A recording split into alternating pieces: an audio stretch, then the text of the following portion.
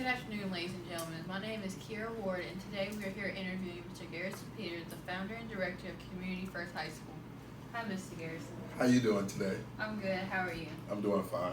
Okay, so first question is, what is the name of your high school and where is it located at?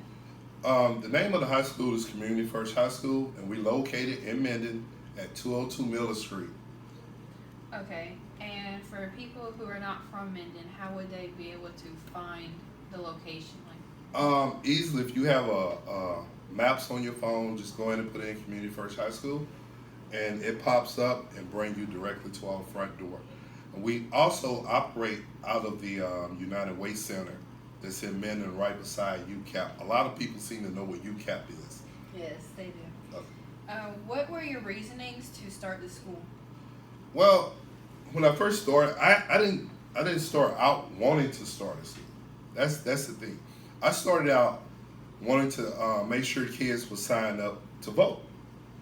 And I had a young man by the name of Seth Morgan who lives in the Cotton Valley area. And Seth came to me and was like, you know, Mr. Garrison, you helped me register to vote. Can you help me get in school?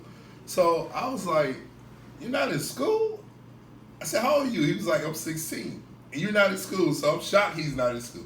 So we go to Bossier Parish. We go over to Minden Technical College, get him enrolled, and actually on his compass test, he scored the highest of anyone coming through at his age, period. So that's kind of how it started. And so after he got in school a little bit, he was like, Mr. Garrison, I have a couple of friends, and I want to know if you think you can help us or help them get in school. So he showed up with like 10 extra people, and all these students was like 17, 16-year-old students that were not in school. So that's pretty much how the school got started. Okay, that sounds like a pretty good way to get a school started. That's what happened. How long have you been running the school? The school been up and operational for, as of now, for 3 years. Funding have been coming basically through the director, which is that's who I am, for the last 3 years. We haven't been able to receive any funding from anyone. Even at our highest peak, having 45 students attend a day, we still have not been able to receive funding from anyone. And I think that's like the biggest part, or the biggest disappointment as far as the school goes, is us not being able to receive any funding. Why do you think you guys are not receiving any funding? It could be a multiple amount of different reasons. I'm not really sure. But the thing I know is that this is a God's program. We're faith-based. And I never thought I'd receive as much resistance. And I'm not really sure where that's coming from. So to answer your question, I have no idea why we're not receiving funding. I have no idea why we're not working with more organizations and nonprofit organizations in our community. So that's the question I'm trying to figure out as well. Well, hopefully you can get some answers to your questions. Yeah, hopefully we'll get that soon. Hopefully we'll get some funding soon. That's what we're going to do. Yeah. Yes, hopefully you will. How do you think the people, your students, are benefiting from the school? Well, here at Community First, the goal, even though we offer the high set, everything is completely free to attend, the test, everything is free.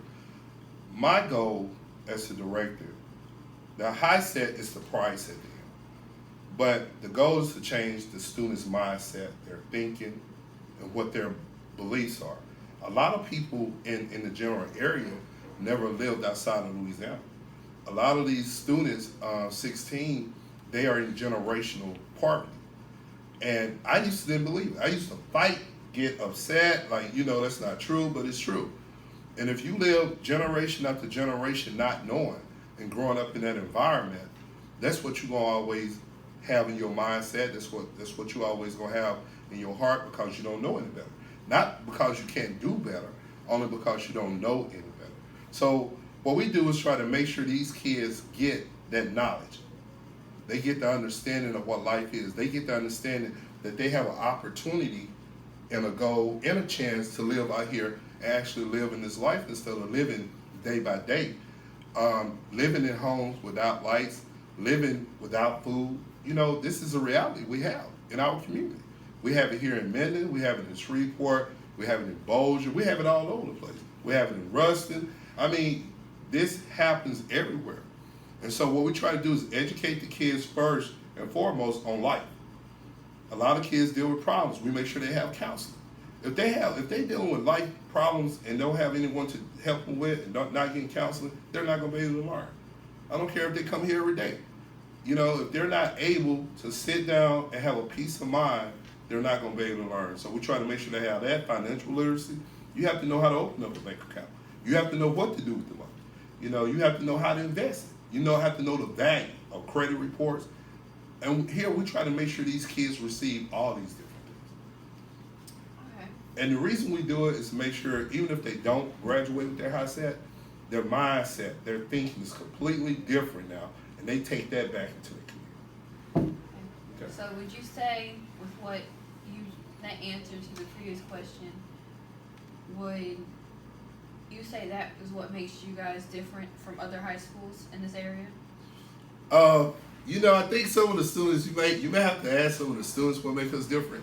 But I believe we show love and discipline. And sometimes a child don't understand when I'm disciplined on them. I'm not doing it because I'm trying to be mean. I'm only doing it because I need you to be the best you can be. You know, I need you to do everything you can do to be successful and be a productive citizen. That's all it's about, being successful so you can live. So I think we give them love, we give them understanding, and we show we care. And we are faith-based. I believe in God. I believe in God. He's the backbone and the foundation of this school. And so I make sure I put that in a little bit at a time so we can make sure these kids understand that God cares about them. Yes. And so basically that's kind of like really why I'm doing the whole thing. Okay. So since you have started Community First in this program, what have you personally experienced and gained from this experience? What have I experienced? Wow. You really give me with these questions. Okay. What I experienced, think for the most part, a lot of the students that come through, and we have had over 300 students come through the school in 3 years. So I think that's really good. A lot of the students, they're just lacking love and someone who care about them. And 98%, I would say, have no father in the household or no father figure. And whether you're a boy or a girl, black or white, Chinese or whatever, if you don't have a father, that's detrimental. And it's showing up in our communities now. It's showing up everywhere. Everywhere you go, it's not a lot of men, because my teachers tell me don't say there's no men at all doing it, but there's not a lot of men in our communities who are being leaders or fathers at this time. Okay. Do you plan on expanding your school? Yes, we actually we had a 5-year plan, but this year been kind of hard. Last year been kind of hard. The next step we're planning on probably going toward Jackson, Mississippi, and also as well as Shreveport. A lot of people have been wanting Community First over in Shreveport and Bossier. So though one of those two places will be the next step for Community First. It's great. Great. Are you affiliated with any other programs? Bossier Parish Community College. We love y'all. They do a great job. They help us. They have actually been behind us from day one. And because of BIPSI, I'm able to give the community what they need. And that's the most important thing. I mean, I wish that we could collaborate a lot more with a lot of other organizations.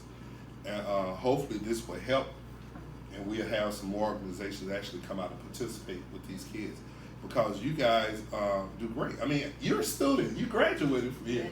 Yes, I did. And you're in college now, correct? Correct, I am. See, and that's what I'm saying. These are the students we're producing. We are producing the students of our society. We're producing leaders in our community. And that's what all this really supposed to be about. But it's very difficult to do it with no funding. And I'm not clear how we go about getting it. Maybe someone can help me here in this, but we definitely need funding to continue what we're doing here at Community First High School. Okay. Do you plan on having any fundraisers or activities to raise money for the school? Well, actually, we'll be having a couple of fundraisers. One that we're setting up a day for is Buffalo Wild Wings in Bossier. And we'll be having a big fundraiser there. And once we get close to doing it, we'll put dates out, we'll have teams. And we hope you guys come out and support our school, support that fundraiser. So I'm planning on this year working more closely with students, coming up with fundraising ideas, so we can all get out and try to, get some funding coming through. Oh yes, the ones at Buffalo Wild Wings, that should be a big hit. Everybody loves B-dubs. I love Buffalo Wild Wings. Oh yes. How long does it usually take for students to graduate, to come through with the whole program? The whole program? Yes. Well, when you first come in the door, we give you a locator test to find out exactly what grade level you're at. And once we do the locator test, we basically start you whatever steps you are. And see, I love basic steps because I learned once you teach the kids the basic steps, they can adjust pretty much to everything else. So I would take it goes to the student. We here for you 100%, but we expect for you to do your homework. We expect for you to come in and participate in class. And if I say, if you can actually do that and put your effort into it, I would say 6 to 8 months. I think you did it, 6 months? 6 months, yes. Yeah. So I think if you come in and apply yourself at home on a daily basis, you can be out with your high school diploma within 6 to 8 months. Okay. How many students have graduated from your school? I will get you for that. I think we've actually had 9 to 10 students who actually graduated. And keep in mind, these are students who had stopped going to school or did not want to be in school, and some of the high schools. And because we were here, we were able to give them an opportunity to move forward in their life. And also, we work with the women's prison. So when the young ladies come from there and don't finish their high set in jail, they come here. We actually have 2 students who have done that as well, and who have came here from that system and got their high school diploma and moved on with their lives. I did not know that. That is wonderful. Yeah. That's wonderful. How do you find your teachers? Wow. I was, I had one teacher named Miss Lula Smith. When I very first started, she volunteered her time for about a month. And she called me one night and said, "Hey, I'm sorry, Mr. Garrison, but I have to take this job in Shreveport." So I'm like, okay, no problem. Thank you for all your service. Thank you for all your help. And when I get off the phone, I almost passed out because I'm like, what am I gonna do? I don't have a teacher, So I started, I didn't know what to do. I had like 10 students and I had no idea what I was gonna do. So I started teaching myself. I started taking courses and learning, and everything I had to teach them, I had to learn it literally and go in and teach them because I'm not a teacher, And it actually worked out pretty good. We ended up started to score like the highest on the high set test, and that was out of all the other schools around. And the kids were actually moving up, not 1 grade level, but 2 and 3, 4 grade levels at a time. And that was only God working through me.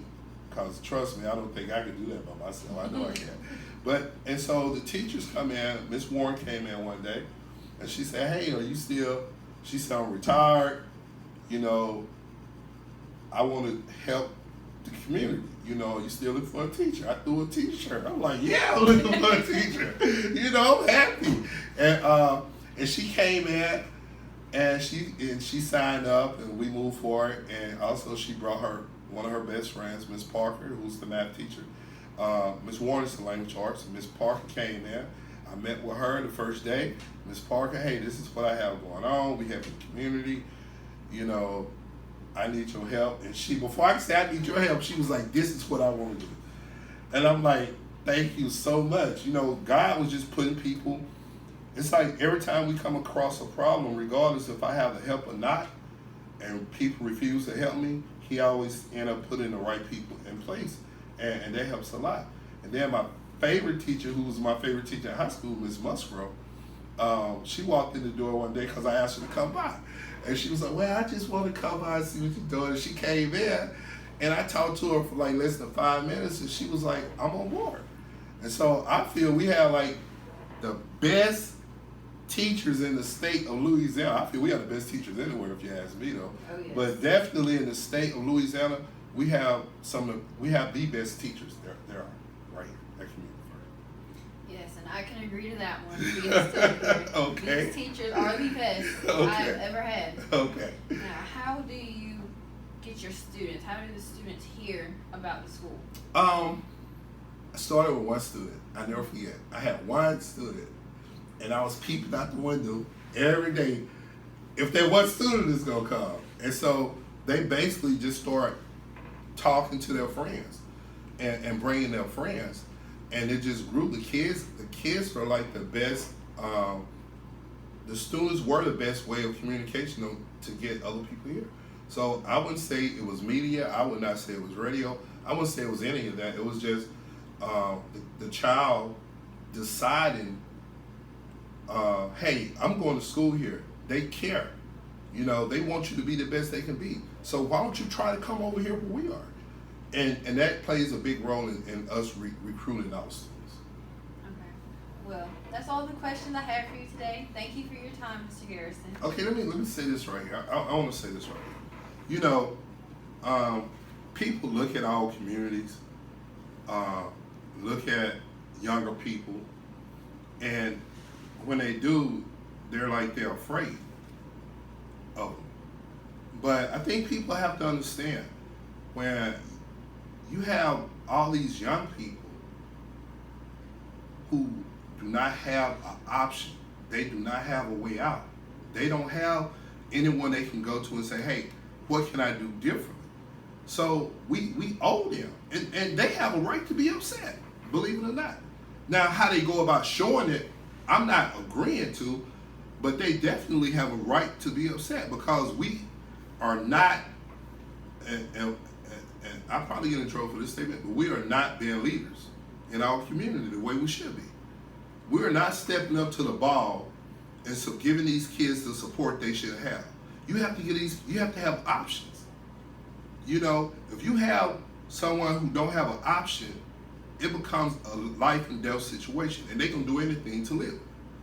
And we have a lot of 16, 17-year-olds who are here doing whatever it takes to live. And we owe them more than that. We owe them more than to turn our backs and act like they don't exist. And that's the problem we have. A lot of people think it's okay.